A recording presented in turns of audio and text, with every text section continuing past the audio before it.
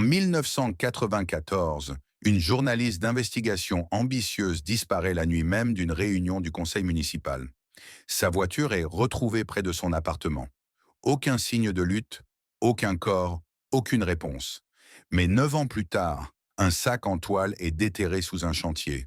Son contenu ravive une affaire que la ville croyait enterrée et une vérité que quelqu'un était encore prêt à tuer pour protéger. L'air était chargé de sel et de diesel, tandis que les ouvriers municipaux manœuvraient dans les pelleteuses dans la tranchée boueuse sous Timmon Street. Un projet d'extension du métro, suspendu depuis des semaines à cause de permis en attente et du gel, venait tout juste de reprendre. Sous des couches d'asphalte brisées et de béton gonflé par le gel, l'équipe de creusement progressait enfin. Doucement, aboya le contremaître, faisant signe à l'opérateur. Le godet heurta une vieille pierre alors que l'excavatrice arrachait une dalle près d'un conduit d'évacuation obsolète. Puis un soubresaut, suivi d'un bruit de tissu déchiré. « Arrêtez !» cria un ouvrier. Il se mit à genoux au bord de la tranchée et plissa les yeux vers un objet coincé entre deux panneaux de béton fissurés. « Je crois qu'on a touché un sac. » C'était un sac en toile, détrempé, à moitié pourri, coincé dans une fissure comme un vieux sac repas oublié. L'ouvrier utilisa le rebord d'une truelle pour le dégager. Le tissu céda avec un bruit humide, révélant la forme d'un appareil photo à l'intérieur, l'objectif écrasé et couvert de boue. Il leva les yeux vers le contremaître. « Ça ressemble pas à des débris de chantier ?» Le sac fut déposé délicatement sur le haillon d'un camion de chantier à proximité. Les ouvriers gardèrent leurs gants. Lorsque le contremaître ouvrit le dessus, une odeur de rouille et de pourriture remplit l'air. À l'intérieur, un vieil appareil photo 35 mm abîmé, avec un viseur brisé, un porte-clés enchevêtré d'anneaux oxydés, un carnet dont les pages avaient depuis longtemps bavé ensemble. Mais c'est le badge de presse qui figea tout le monde. « Claire Walsh », lut le contremaître à voix haute en essuyant les saletés. Un silence pesant s'installa. Puis, comme si on évoquait une vieille légende, un jeune ouvrier murmura « C'est pas elle qui a disparu dans les années 90 ?» Le superviseur du site n'hésita pas. Il alerta immédiatement les autorités. La détective Grace Holloway arriva juste après midi, emmitouflée dans son cab en bleu marine, une cigarette consumée entre deux doigts, sans même tenter de la dissimuler. À 42 ans, elle avait l'allure de quelqu'un habitué aux déceptions, mais pas à l'abandon. Ses yeux balayèrent le chantier, la tranchée, le positionnement du sac, la façon dont il avait été forcé entre des dalles trop étroites pour y être tombé par hasard. Elle s'approcha du haillon et hocha la tête vers l'agent présent. « Quelqu'un l'a touché ?» Seulement avec des gants. Il savait qu'il ne fallait pas plaisanter. Grace enfila des gants en nitrile et se pencha. Elle souleva délicatement le badge de presse à la lumière. La photo était gondolée, le plastique boursouflé, mais le nom restait lisible, le visage reconnaissable. De retour au commissariat, le contenu du sac fut méticuleusement inventorié et envoyé au laboratoire médico-légal. Grace s'assit à son bureau, feuilletant le rapport initial de disparition. Claire Walsh, 29 ans, journaliste d'investigation freelance, vue pour la dernière fois en mars 1994 après une réunion du conseil municipal de Boston. Sa voiture avait été retrouvée garée proprement devant son immeuble. Les clés sur le contact, aucune trace d'effraction, aucune empreinte. L'affaire fut classée après 6 mois, supposée fugue volontaire. On murmurait à propos d'un burn-out, de tensions conjugales, voire d'un possible suicide. Mais pas de corps, pas d'adieu, aucune suite donnée. Grace s'appuya sur le dossier de sa chaise. Elle se rappelait les coupures de presse. Elle venait à peine d'entrer à l'académie lorsque Claire avait disparu. Mais sa propre sœur avait disparu peu après, en 1995. C'est là que Grace avait pris sa décision. Plus personne ne disparaîtrait sans que quelqu'un s'en soucie. 2 jours plus tard, le rapport de laboratoire confirmait tout. Les cheveux trouvés dans le sac, l'écriture manuscrite, le carnet détrempé, l'empreinte partielle sur l'objectif cassé, tout correspondait à Claire Walsh. L'appareil contenait une pellicule 35 mm non développée, endommagée par l'eau, mais potentiellement récupérable. Les experts auraient besoin de temps pour en extraire quoi que ce soit.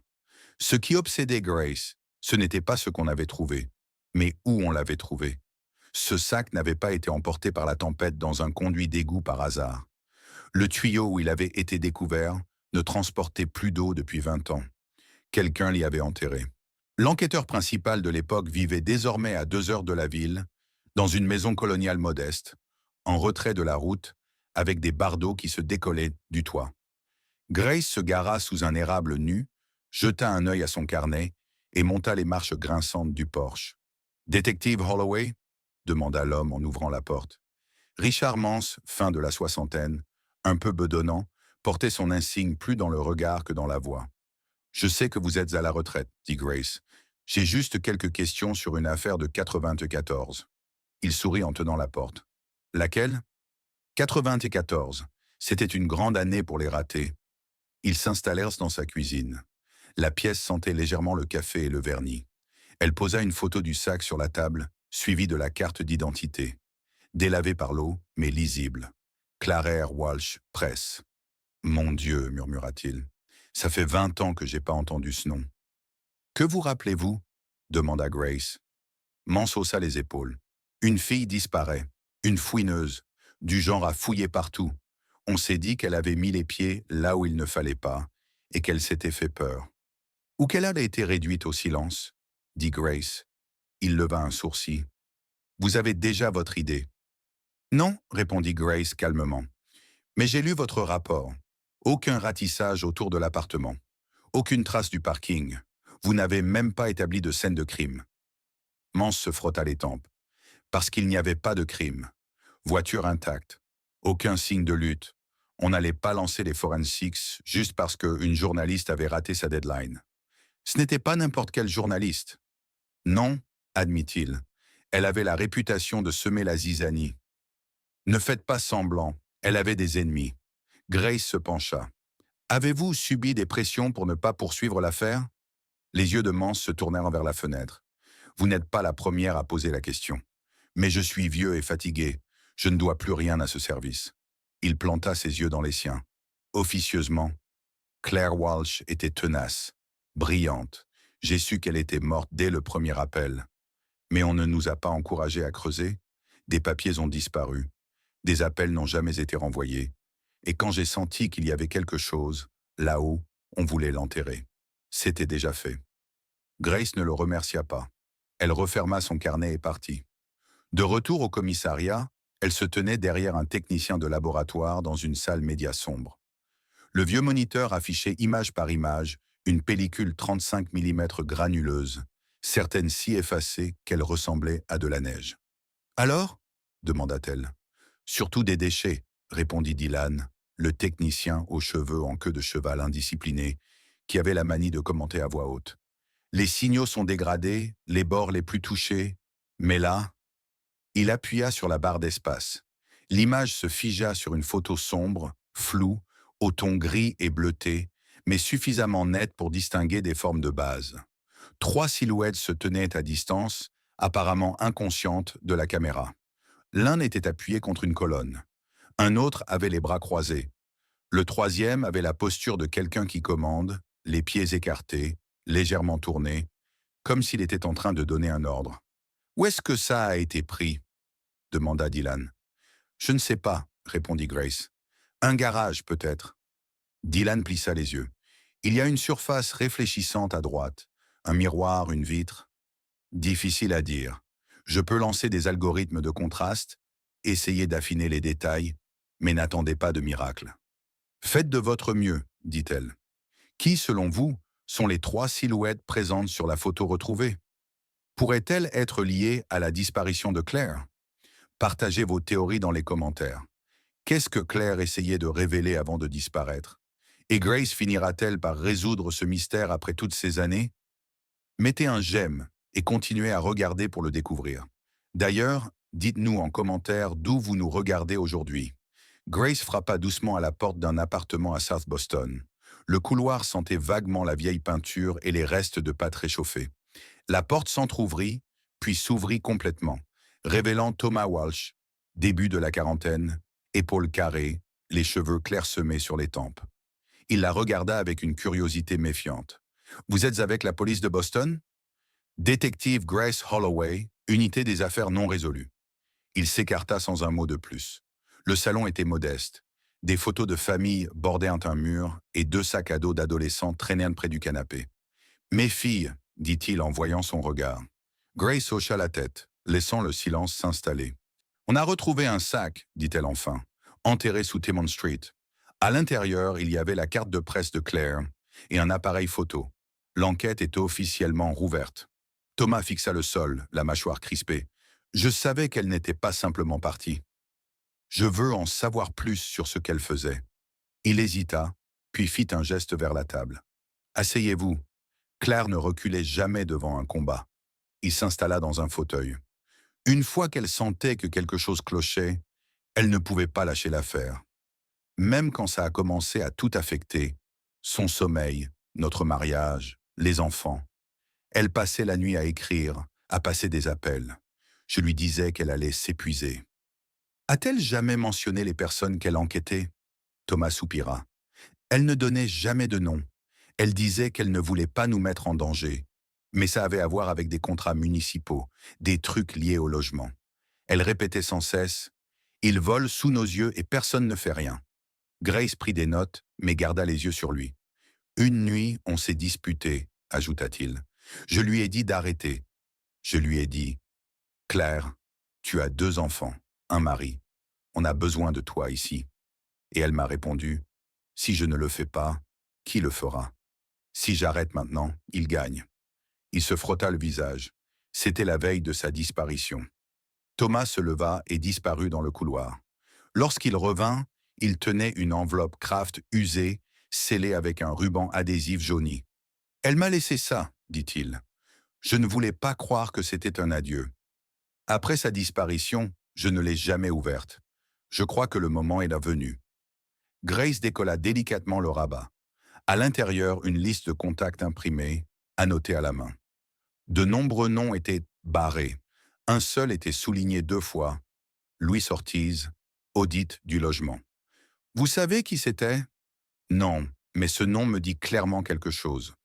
3 semaines après la disparition de Claire, j'ai lu qu'il était mort dans un incendie. Ils ont dit que c'était accidentel. Où? Jamaica Plain. Il était inspecteur, je crois. Grace hocha lentement la tête. Elle se rapprochait. Il y a autre chose, dit Thomas en se dirigeant vers la bibliothèque. Il en sortit un petit journal relié en tissu et le lui tendit. C'était dans sa voiture. La plupart des pages sont trempées, mais certaines sont encore lisibles.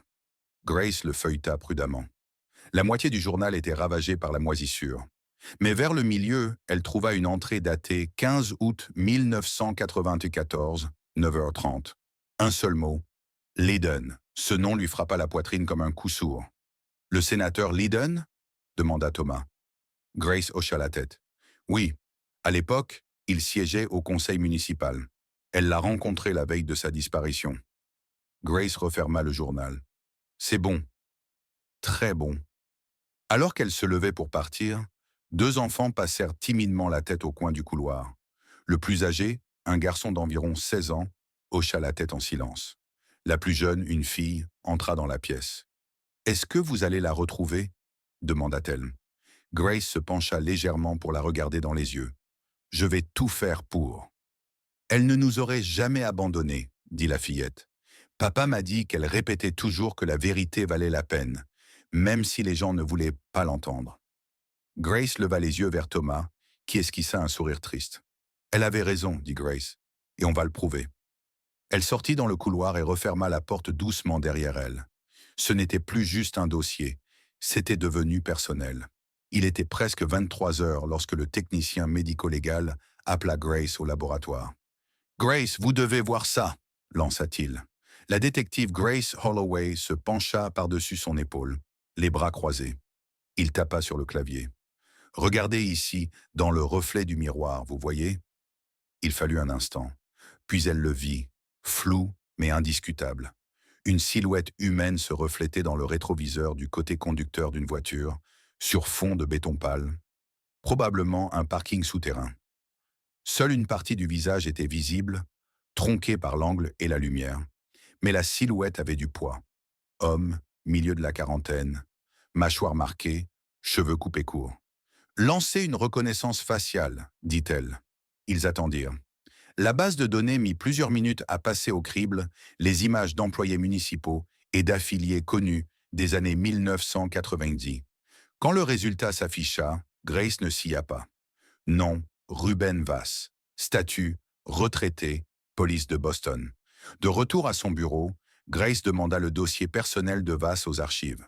Le rapport était à moitié caviardé, certaines pages abîmées par une fuite d'eau, mais elle trouva ce qu'il lui fallait.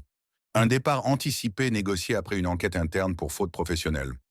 Vass avait participé à des opérations non officielles, notamment au début des années 1990. Elle nota la chronologie. Son départ coïncidait presque parfaitement avec la disparition de Claire. Grace ne prit pas la peine de téléphoner avant de venir. Vass vivait dans une modeste maison à 2 étages à River. La pelouse était nue, par endroits remplacée par du gravier tassé dans la terre. L'homme qui ouvrit la porte paraissait plus vieux que son dossier ne le laissait supposer, grisonnant aux tempes, la peau tannée par le soleil. Mais il se tenait droit et ses yeux se plissèrent légèrement en voyant l'insigne. « Détective Holloway, non? J'ai lu l'article sur le sac. Entrez. » Son salon était sobre. Mur neutre, vieux fauteuil en cuir, collection de souvenirs militaires sur une étagère. « Je sais pourquoi vous êtes là, » dit-il en lui montrant le canapé. « Claire Walsh, triste affaire. » Grace s'assit, laissa le silence agir. Va le rompit. « Je ne l'ai plus vue depuis 93, je crois. Une brève altercation à l'hôtel de ville. Elle avait du tempérament, celle-là. Les journalistes se croient immortels, jusqu'à ce qu'ils ne le soient plus. « Que vous a-t-elle dit ce jour-là » demanda Grace. « Elle m'a accusé de couvrir un rapport sur le logement. Je crois que je lui ai dit de vérifier ses infos. On ne s'est jamais reparlé. » Ses réponses étaient trop rapides, trop lisses. Il souriait parfois, mais jamais avec les yeux. Grace nota chacun de ses gestes, surtout lorsqu'il s'absenta un instant pour remplir sa tasse de café. Quand il revint, elle le remercia et se leva lentement. Alors qu'il se serrait dans la main, la paume de la femme effleura le revers de sa veste. Quelques mèches de cheveux s'étaient accrochées à la douce polaire. C'était tout ce dont elle avait besoin. De retour au quartier général, Grace remit directement l'échantillon au laboratoire de la police scientifique, sautant la chaîne habituelle de demande. Cela prit 48 heures. L'appel arriva un dimanche matin. La voix de l'analyste médico-légal exprimait à peine un soupçon d'incrédulité. Confirmé. L'échantillon de cheveux trouvé sur le sac de Claire Walsh correspond directement à celui de Vass. Racine intacte. Pas d'erreur de transfert. Ce n'est pas une contamination secondaire. Cette fois, elle arriva chez Vass avec un mandat en main et une voiture de police derrière elle. « Ruben Vass, vous êtes en état d'arrestation pour obstruction à la justice dans le cadre de l'enquête sur la disparition de Claire Walsh. » Il ne résista pas. Pas au début, mais alors qu'elle lui lisait ses droits, quelque chose dans son regard changea. « Vous ne savez pas à quoi vous jouez, » murmura-t-il d'une voix basse. Grace soutint son regard. « Alors commencez à parler. » Elle claqua les menottes. Le métal froid répondit pour elle. La détective Grace Holloway était assise en face de Ruben Vass dans une salle d'interrogatoire sans fenêtre, éclairée par le bourdonnement stérile d'un unique néon. L'air était immobile, les murs d'un beige institutionnel qu'elle associait désormais aux aveux. Vass était raide sur sa chaise pliante, les bras croisés, la bouche serrée. Il avait à peine parlé depuis son arrivée. L'arrestation l'avait calmé. Grace posa une pochette transparente sur la table. À l'intérieur, la fibre de cheveux récupérée sur le sac de Claire Walsh. « Vous reconnaissez ça ?» demanda-t-elle. Vas-y jeta à peine un coup d'œil. « Je ne sais pas ce que vous attendez que je dise. »« Je veux la vérité, » répondit Grace. Elle tapa sur la pochette. « Ça n'a été trouvé avec les affaires de Claire. La police scientifique a confirmé que c'est vous. » Sa mâchoire se contracta, toujours silencieux. Elle se pencha en avant. « Vous étiez là la nuit où elle a disparu. » Il expira lentement par le nez. « Je suis arrivé au mauvais moment. » C'est tout. Mauvais endroit. Mauvais moment. « Non, » dit Grace d'une voix basse. « Je faisais mon travail. » Qui d'autre était là? Vass détourna le regard. Quelques secondes passèrent. Lorsqu'il parla enfin, sa voix était plus basse. « C'était moi et Hurley. On nous avait dit de la surveiller. Elle fouinait là où elle ne devait pas. » Grace resta impassible. « Qui vous l'a dit ?» Il ne répondit pas. Il commença alors à raconter la nuit. On attendait devant son appartement. Elle est revenue tard, seule, à peine sortie de sa voiture. Je l'ai assommée avec un tranquillisant. Hurley l'a attrapée. On l'a emmenée dans le quartier du port. Grace prenait des notes, hochant la tête. Pourquoi là? Un vieux tunnel d'entretien, absent des cartes actuelles. Fermé depuis des années, mais on avait accès. Et ensuite? Vass se tourna, les yeux dans le vague. Elle s'est réveillée avant l'aube. On lui a demandé ses sources, à qui elle parlait. Elle ne voulait rien dire. Elle nous a traités de lâches. Elle m'a craché dessus. Puis le patron est arrivé. Il hésita. D'une manière ou d'une autre, elle s'est libérée et s'est défendue. Grace resta silencieuse un moment. Vous l'avez vue se faire tuer? Vass baissa les yeux vers la table. Elle respirait encore quand je suis parti. C'est tout ce que je dirais. Grace se redressa. Vous avez parlé du patron. J'ai besoin d'un nom. Peu importe maintenant, murmura Vass. Si, ça importe. Et vous le savez. 2 personnes sont mortes à cause de ça. Louis Ortiz, Claire Walsh, peut-être plus? Vass ne bougea pas. Vous voulez porter ça pour lui? Demanda-t-elle. Vous pensez qu'il vous protégera? Vous êtes déjà sur le chemin de la chaise électrique, à moins que vous ne me donniez quelque chose d'exploitable. Vass se frotta les mains. Sa voix se brisa. Si je parle, c'est comme si j'étais mort. Si je ne parle pas, je suis déjà mort. Il y eut un long silence. Vass ferma les yeux. C'est Lydon. Grace cligna des yeux. Le sénateur Franklin Lydon. Il hocha la tête. À l'époque, il n'était que conseiller municipal, mais il contrôlait tout. Flic, entrepreneur, permis de construire, contact dans la presse. Si tu t'opposais à lui, il s'interrompit. Il a donné l'ordre. Peut-être l'a-t-il fait lui-même. Je suis parti avant que ça n'arrive. Grace se redressa. Vous témoignerez de ça? Il acquiesça. Mais je veux une protection rapprochée, maximum sécurité, isolement. Vous ne savez pas de quoi cet homme est capable. Grace prit note. On s'organisera. Elle sortit de la salle d'interrogatoire, les mains légèrement tremblantes, en refermant la porte derrière elle. De l'autre côté du couloir, le capitaine Brody croisa son regard. « Dis-moi que tu as quelque chose, dit-il. » Elle hocha la tête. « On vient de passer de cold case à homicide. » « Qui ?» Elle expira. « Lydon. C'est lui qui a donné l'ordre. » Brody ne parla pas un instant. « Alors il faudra être prudent. Cet homme a des amis partout dans cette ville. » Grace hocha la tête, déjà 10 coups d'avance dans sa tête. « Alors on commence par ceux qui ne sont pas ses amis. » Le lendemain matin, Grace avait organisé les mesures nécessaires. Vass fut transféré sous couverture nocturne dans une aile sécurisée du centre pénitentiaire de Boston. Sa cellule était isolée, surveillée. Seul le personnel agréé pouvait y accéder. La même après-midi, Grace rencontra le bureau du procureur. L'atmosphère y était électrique. Elle exposa les rapports médico-légaux, l'échantillon de cheveux correspondants et surtout la déclaration enregistrée de Vass nommant le sénateur Franklin Lydon. « Ce n'est pas qu'un meurtre, dit-elle à l'adjoint du procureur. C'est un complot, une obstruction et un meurtre commandité.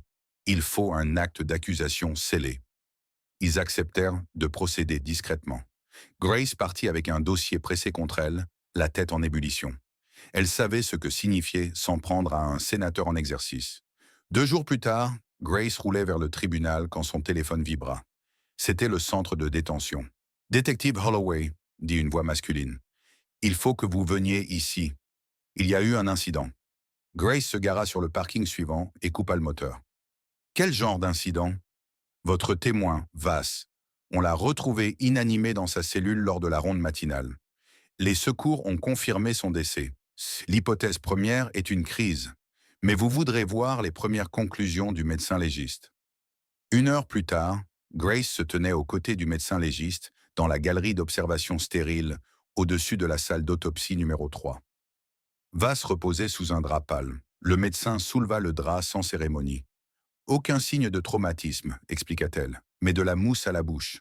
Les analyses sanguines montrent un composé agissant comme un neurotoxique, à action rapide, imitant les symptômes de l'épilepsie. Vous ne le détecteriez que si vous testiez spécifiquement ce poison. » C'était donc un poison, dit Grace, quelque chose de synthétique, probablement ingéré quelques heures avant la mort.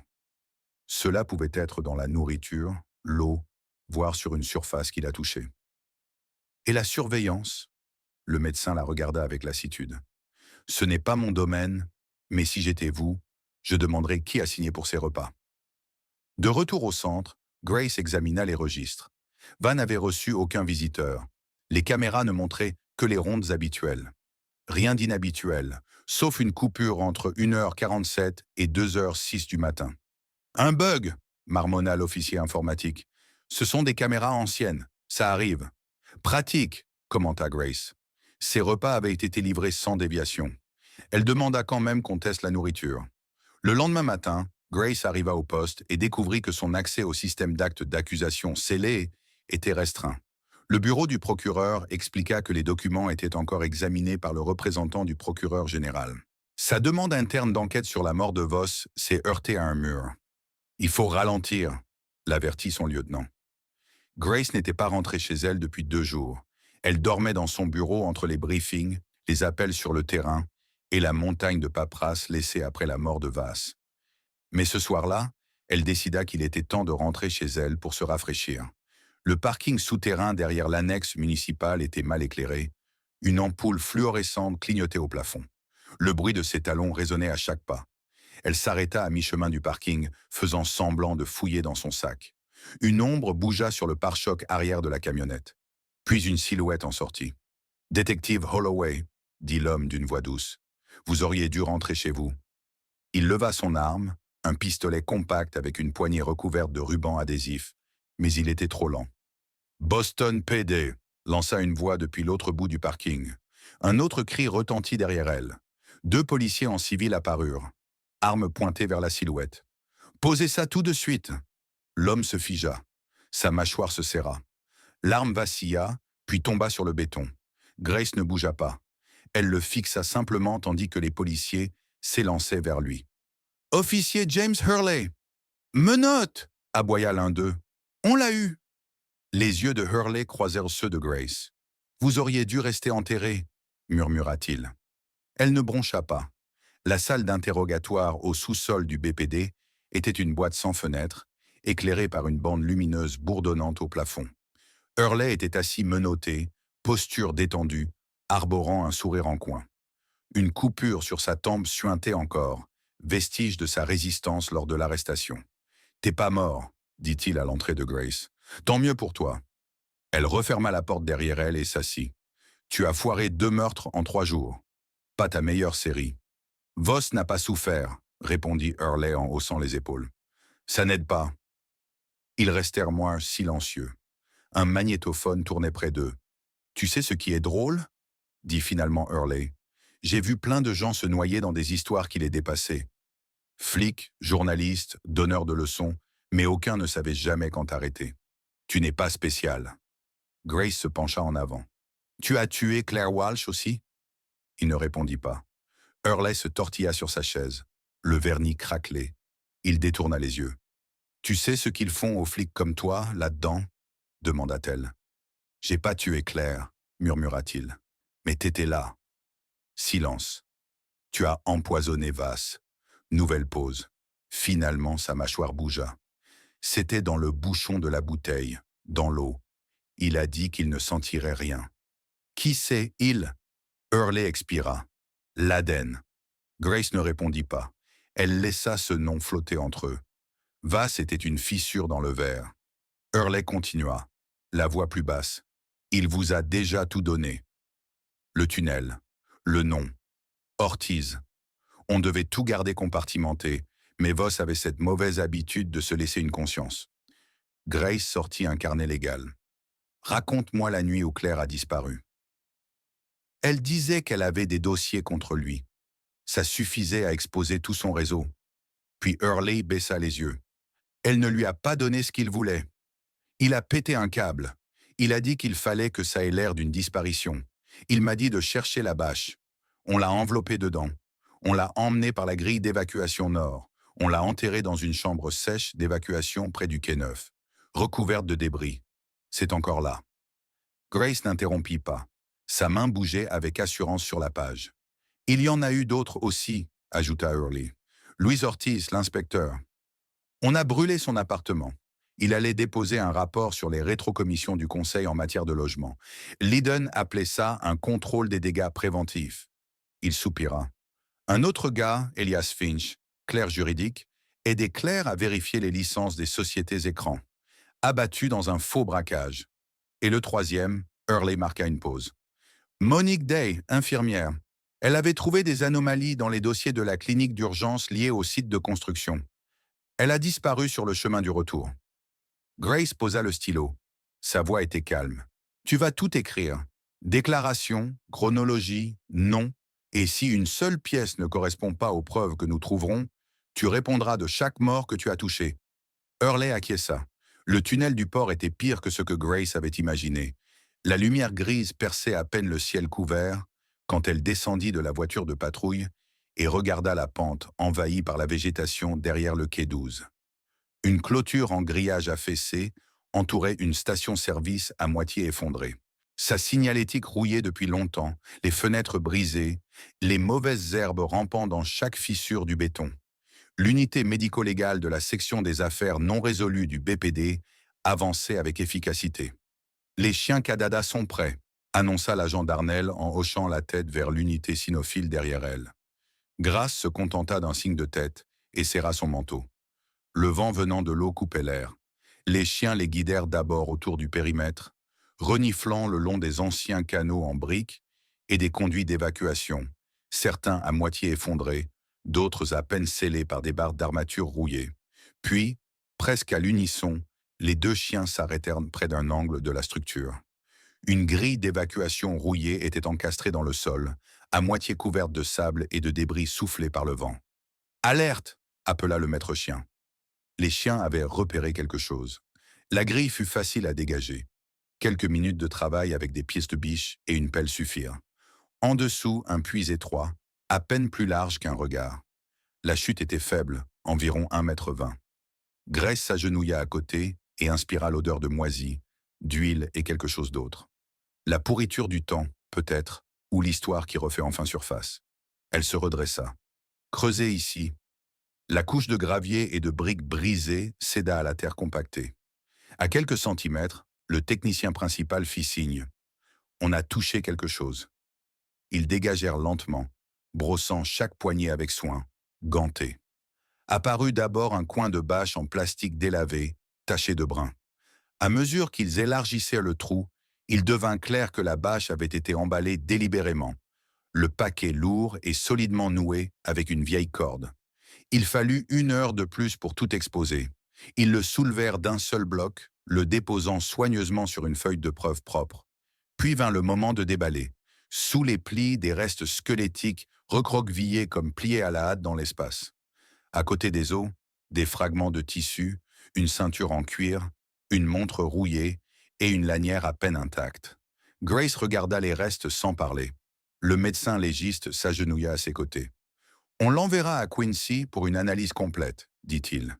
S'il y a des antécédents dentaires ou des signes de traumatisme, on les trouvera. » 2 jours plus tard, Grace était assise en face de Thomas Walsh à la table de la cuisine.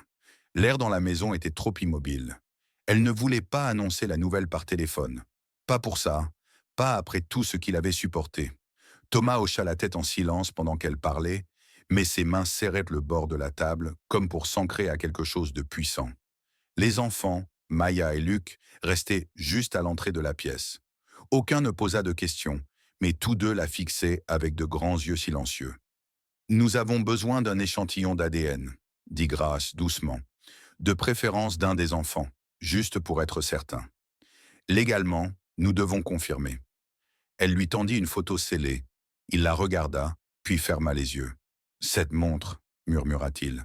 « Je lui ai offerte pour ses 28 ans. »« Je vous procurerai l'échantillon, » dit-il, la voix sèche et posée. Le laboratoire l'a confirmé en 36 heures. Grace reçut l'appel alors qu'elle était assise dans sa voiture, devant le palais de justice, la pluie tapotant faiblement sur le pare-brise. « C'est elle, » dit la voix. Grace posa sa tête sur le volant et laissa le silence s'étirer. Cela aurait dû être la fin. Une clôture, mais ce ne l'était pas. Pas encore. De retour au laboratoire, l'équipe procéda à une nouvelle analyse médico-légale des restes, cherchant de l'ADN exploitable là où le temps n'avait pas complètement effacé les preuves.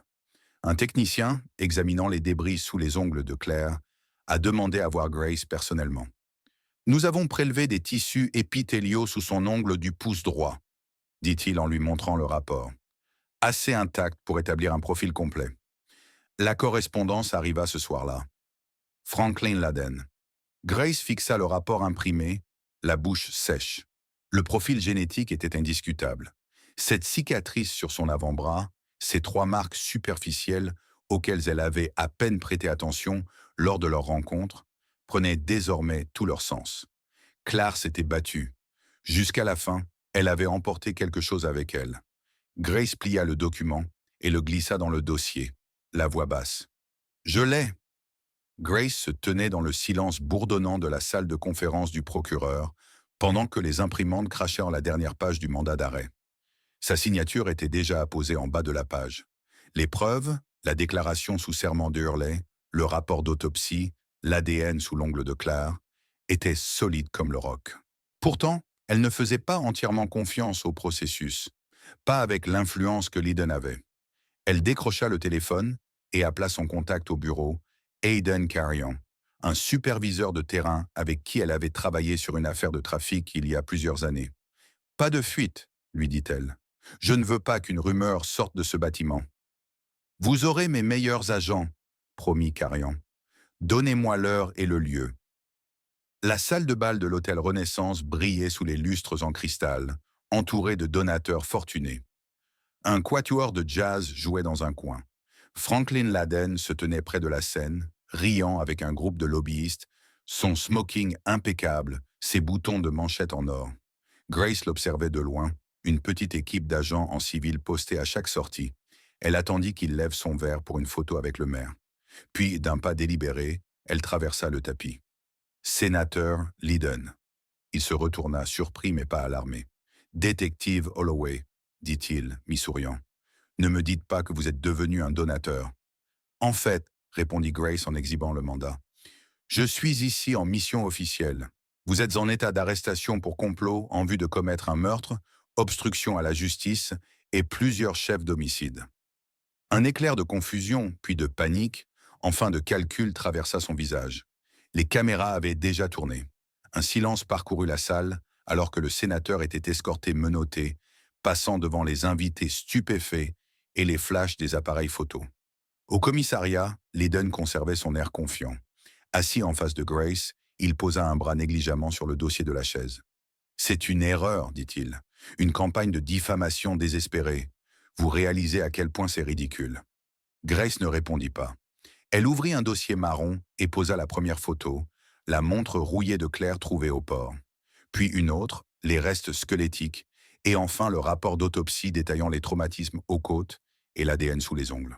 Lydon ne cligna pas des yeux jusqu'à ce qu'elle place la déclaration sous serment devant lui. La confession complète d'Hurley. « Votre homme de main a chanté, » dit Grace d'un ton plat, « et votre ADN est sous les ongles de Claire. Vous savez ce que ça signifie. » La posture de Lydon se raidit. L'arrogance vacilla. « Je n'ai jamais voulu que ça aille aussi loin, » murmura-t-il. Elle n'était pas censée mourir. Ça a dérapé. Grace se pencha. « Vous avez donné l'ordre. Elle vous a griffé dans ce tunnel, n'est-ce pas? J'ai vu les cicatrices sur votre avant-bras la première fois que nous nous sommes rencontrés. » Lydon baissa les yeux sur son avant-bras marqué, les lignes fines qu'elle avait remarquées quelques semaines plus tôt. Il hocha la tête une fois. « Elle avait des dossiers, des noms. Si ça sortait, ma carrière, tout ce que j'avais construit. »« Vous n'avez rien construit, » répliqua Grace froidement. Ce qui suivit fut un lent démantèlement. Lydon admit avoir ordonné l'enlèvement de Claire pour découvrir ses sources. Quand elle refusa, il paniqua. Hurley exécuta l'assassinat. Louise Ortiz, l'inspecteur du logement que Claire avait interrogé, fut également réduit au silence par un incendie sur ordre de Lydon. 2 autres témoins, un employé lanceur d'alerte et un entrepreneur impliqué dans la fraude urbaine, furent tués dans des accidents similaires, tous concordants avec la confession d'Hurley. Il donna des noms, des vérificateurs de la ville qui falsifiaient les comptes, des gradés de la police qui le protégeaient, des financiers de campagne qui blanchissaient des dons. Grace enregistra chaque mot. En moins d'1 semaine, des inculpations scellées furent déposées. La salle d'audience était pleine à craquer. La presse occupait les bancs arrière. Étudiants en droit, responsables municipaux et habitants s'étaient levés tôt pour voir cet homme qui, autrefois, façonnait les politiques de Boston, maintenant assis derrière une table de la défense, les épaules affaissées, le visage pâle. Franklin Lydon portait un costume gris qui ne lui allait plus aussi bien qu'avant. Grace Holloway était assise derrière le banc du ministère public, à côté de l'assistante du procureur Helena Rhodes, qui ouvrit la séance par un exposé méthodique et cinglant des preuves. En 1994, commença Rhodes, Claire Walsh a disparu après avoir confronté le sénateur Lydon avec des preuves de détournement, de corruption et de meurtre liés à son bureau. Pendant 28 ans, sa famille n'a eu aucune réponse parce que cet homme, dit-elle en désignant l'autre côté de la salle, l'a fait taire. La première semaine fut dominée par les experts médico-légaux. Le médecin légiste en chef expliqua les blessures sur les restes de Claire, les côtes cassées, l'os orbital fissuré. Un spécialiste médico-légal présenta des lames montrant l'ADN incrusté sous un ongle, celui de l'Aden. Puis vint Hurley. Il entra en tenue de prison, flanqué de gardes. La salle se tendit lorsqu'il monta à la barre. Le sénateur Lydon a donné les ordres, déclara Hurley simplement. Il m'a dit de découvrir ce que Claire savait. Il m'a dit que si elle avait quelque chose de solide, elle ne pouvait pas s'en sortir. La salle resta silencieuse. Grace regarda Thomas Walsh de l'autre côté de l'allée. Ses mains agrippèrent le banc devant lui. Dans ses plaidoiries finales, Rhodes ne parla pas de corruption, mais de Claire. Elle était une mère, une journaliste, une citoyenne faisant son devoir. Et pour cela, elle a payé le prix ultime. La justice retardée ne peut être une justice refusée. Quand le jury revint, le verdict fut unanime. Coupable. Pour tous les chefs, complot, obstruction, meurtre au premier degré. Lydon réagit à peine. Il regarda simplement la table comme si les années avaient enfin pesé sur ses épaules. Lorsque le juge prononça la sentence, la prison à vie sans possibilité de libération conditionnelle fut ordonnée.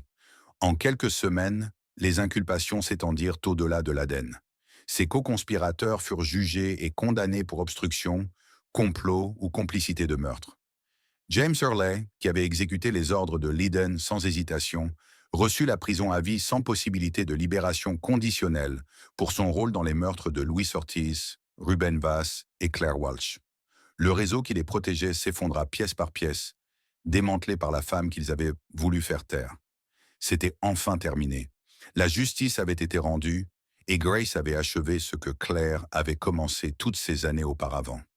Le cimetière de Mount Auburn était silencieux, niché dans le calme entre la fonte des neiges printanières et l'éclosion de l'été. Des rangées de pierres tombales s'étendaient sous une canopée d'ormes et d'érables. Au bord de la pente, sous un cerisier modeste juste en train de bourgeonner, une nouvelle pierre tombale avait été posée.